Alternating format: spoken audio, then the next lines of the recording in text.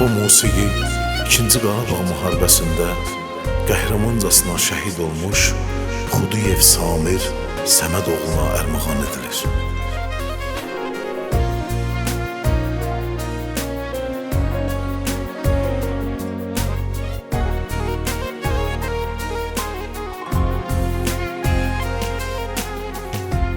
Başını uca tut, şəhid atası, vətən torpağını onlar qorudu. Tarixi yazanlar tarix oldular. Samir bu vətənin igidi oldu. Başını uca tut, ay Səmədəmin, vətən torpağını Samir qorudu. Tarixi yazanlar tarix oldular. Samir bu vətənin igidi oldu. Sil gözünün yaşın şəhid anası, axdı şəhidimin qanı qurudu.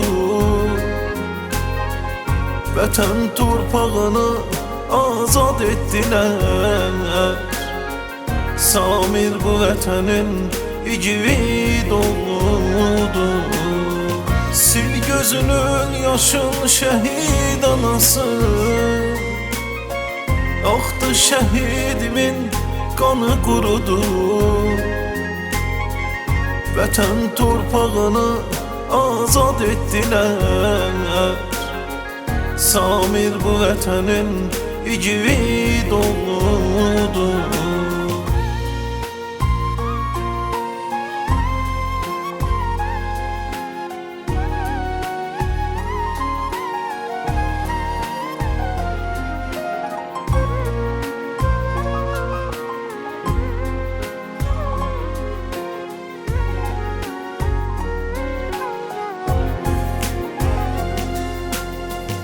İzi qaldı torpağında, daşında.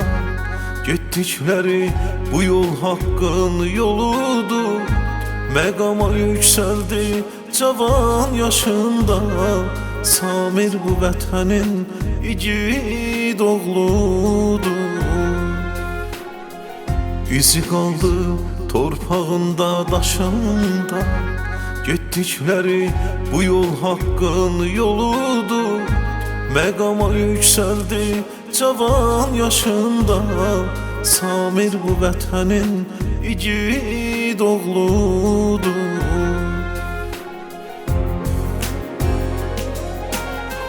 Sil gözünün yaşın şəhid anası,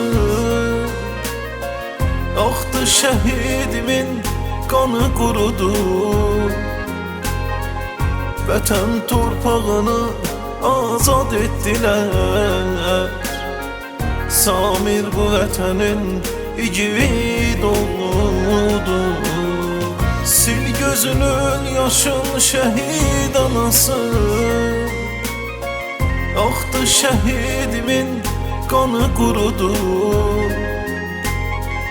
Vətən torpağını azad etdilər. Samir bu vətənin igid oldu. Mən toyunu görmədim balam, mənim şəhid balam, mənim kördə balam.